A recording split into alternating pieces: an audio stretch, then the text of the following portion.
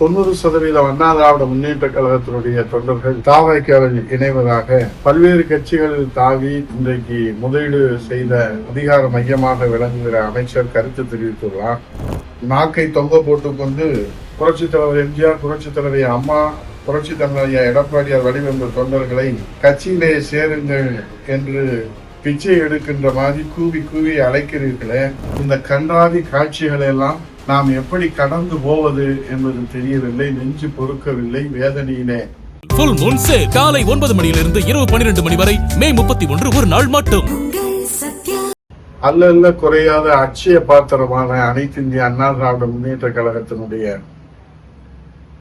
கோடிக்கணக்கான தொண்டர்களின் மனக்குமுறலாக இந்த கருத்தை பதிவு செய்கின்றேன். 90% அண்ணா திராவிட முன்னேற்ற கழகத்தினுடைய தொண்டர்கள் தாவைக்காவில் இணைவதாக பல்வேறு கட்சிகள் தாவி 10 வருடங்களிலே பல கட்சிகளுக்கு தாவி இன்றைக்கு முதலீடு செய்த அமைச்சராக அதிகார மையமாக விளங்குகிற அமைச்சர் கருத்து தெரிவித்துள்ளார். தமிழ்நாட்டில் கேட்க நாதி இல்லை என்ற நிலையிலே தான் அவர் தொடர்ந்து பேசி வருகிறார். உங்கள் கட்சியின் மீதும் தொண்டர்கள் மீதும் நிர்வாகிகள் மீதும் நீங்கள் நம்பிக்கை இழந்து விட்டீர்களா, அல்லது உங்கள் தலைவர் மீது நீங்கள் நம்பிக்கை இழந்து விட்டீர்களா? நாக்கை தொங்க போட்டுக்கொண்டு புரட்சித் தலைவர் எம்ஜிஆர், புரட்சி தலைவி அம்மா, புரட்சி தலைவர் எடப்பாடியார் வடிவமைப்பு தொண்டர்களை கட்சியிலே சேருங்கள் என்று பிச்சை எடுக்கின்ற மாதிரி கூவி கூவி அழைக்கிறீர்களே,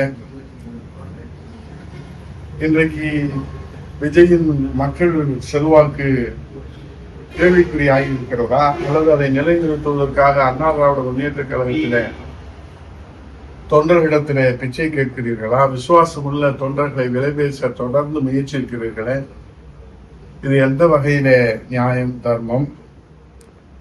இன்றைக்கு இதைக்கெல்லாம் விஜய் அவர்கள் தடை போடுவாரா, அல்லது தடையின்றி இந்த நாடகத்தை அரங்கேற்றுவதற்கு அனுமதிப்பாரா என்பதுதான் இன்றைய தொண்டர்களுடைய கேள்வியாக இருக்கின்றது. ஆகவே அண்ணா திராவிட முன்னேற்ற கழக விசுவாச தொண்டர்களை ஒரு நாளும் விலை பேச முடியாது என்பதற்கு பல்வேறு சான்றுகள் இருக்கிறது, வரலாறு இருக்கிறது. புரட்சித் தலைவர் எம்ஜிஆர், புரட்சித் தலைவி தமிழ்வளசாமி இதயதீபம் அம்மா அவர்கள் உருவாக்கிய அண்ணா திராவிட முன்னேற்ற கழகம் ஒரு சுயம்புவான இயக்கம். அதிகாரத்திற்காகவோ பதவி சுகத்திற்காகவோ உருவாக்கப்பட்ட இயக்கம் அல்ல. அது மாத்திரமல்ல, இந்த இயக்கத்தை உருவாக்கியவர் மனிதர் அல்ல, மனித புனிதர் புரட்சித் தலைவர் எம்ஜிஆர். அதிகார மமதியிலே அதிமுகவை குறைத்து மதிப்பிட்டவர்கள் அல்லது அதிமுகவை அழிக்க நினைத்தவர்கள் எல்லாம் தோற்று போயிருக்கிறார்கள். இதுதான் கடந்த கால வரலாறு.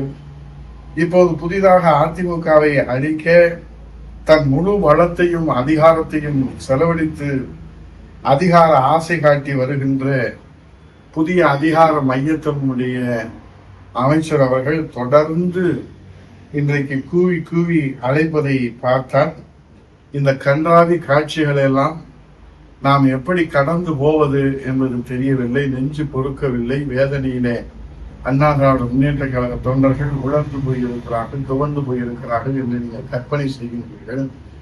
நெஞ்சுரத்தோடு எதையும் தாங்கும் இதய வேண்டும் என்று பேரறிஞர் பெருந்தகை அண்ணாவுடைய வழியிலே இன்றைக்கு மீண்டும் புரட்சி தலைவி அம்மாவுடைய ஆட்சியை புரட்சி தலைவர் எடப்பாடியுடைய தலைமையில கட்சி தான் எங்கள் உயிர், கழகம்தான் எங்கள் உயிர் மூச்சு, கழகமே கோயில், அம்மாவே தெய்வம் என்று வாழ்ந்த தொண்டர்கள் இன்றைக்கு அம்மாவின் புரட்சி தலைவருடைய வழித்தோன்றலாக புரட்சி தலைவர் எடப்பாடியுடைய தலைமையிலே கழகம் பணி ஆற்றி கொண்டிருக்கின்றோம். அல்ல குறையாத அட்சய பாத்திரமான அனைத்து இந்திய அண்ணா திராவிட முன்னேற்ற கழகத்தினுடைய கோடிக்கணக்கான தொண்டர்களின் மனக்குமுறலாக இந்த கருத்தை பதிவு செய்கின்றேன். 90% அண்ணா திராவிட முன்னேற்ற கழகத்தினுடைய தொண்டர்கள் தாவைக்காவில் இணைவதாக பல்வேறு கட்சிகள் தாவி 10 வருடங்களிலே பல கட்சிகளுக்கு தாவி இன்றைக்கு முதலீடு செய்த அமைச்சராக அதிகார மையமாக விளங்குகிற அமைச்சர் கருத்து தெரிவித்துள்ளார். தமிழ்நாட்டில் கேட்க நாதி இல்லை என்ற நிலையிலே தான் அவர் தொடர்ந்து பேசி வருகிறார்.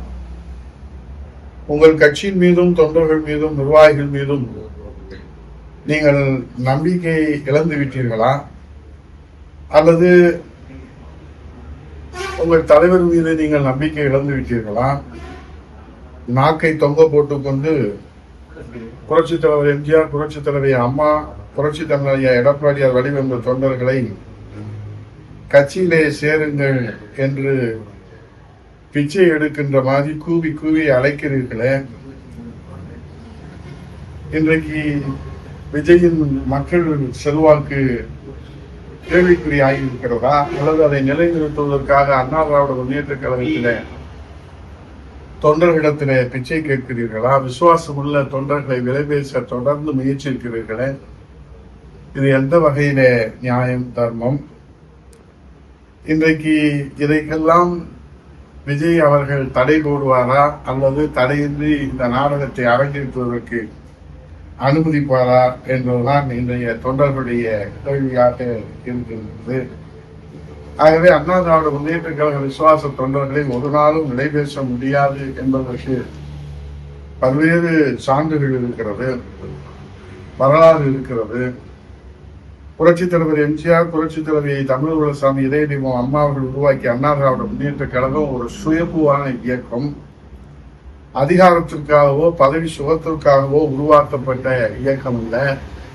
அது மாத்திரமல்ல, இந்த இயக்கத்தை உருவாக்கியவர் மனிதர் அல்ல, மனித புனிதர் புரட்சித் தலைவர் எம்ஜிஆர். அதிகார மமதியிலே அதிமுகவை குறைத்து மதிப்பிட்டவர்கள் அல்லது அதிமுகவை அழிக்க நினைத்தவர்கள் எல்லாம் தோற்று போயிருக்கிறார்கள். இதுதான் கடந்த கால வரலாறு. இப்போது புதிதாக அதிமுகவை அழிக்க தன் முழு வளத்தையும் அதிகாரத்தையும் செலவழித்து அதிகார ஆசை காட்டி வருகின்ற புதிய அதிகார மையத்தினுடைய அமைச்சர் அவர்கள் தொடர்ந்து இன்றைக்கு கூவி கூவி அழைப்பதை பார்த்தால் இந்த கன்றாவி காட்சிகளை எல்லாம் நாம் எப்படி கடந்து போவது என்பது தெரியவில்லை. நெஞ்சு பொறுக்கவில்லை. வேதனையிலே அண்ணா திராவிட முன்னேற்ற கழக தொண்டர்கள் உழந்து போயிருக்கிறார்கள், துவண்டு போயிருக்கிறார்கள் என்று நீங்கள் கற்பனை செய்கின்றீர்கள். நெஞ்சுரத்தோடு எதையும் தாங்கும் இதய வேண்டும் என்று பேரறிஞர் பெருந்தகை அண்ணாவுடைய வழியிலே இன்றைக்கு மீண்டும் புரட்சி தலைவி அம்மாவுடைய ஆட்சியை புரட்சி தலைவர் எடப்பாடியுடைய தலைமையில கட்சி தான் எங்கள் உயிர், கழகம்தான் எங்கள் உயிர் மூச்சு, கழகமே கோயில், அம்மாவே தெய்வம் என்று வாழ்ந்த தொண்டர்கள் இன்றைக்கு அம்மாவின் புரட்சி தலைவருடைய வழித்தோன்றலாக புரட்சி தலைவர் எடப்பாடியுடைய தலைமையிலே கழகம் பணி ஆற்றி கொண்டிருக்கின்றோம்.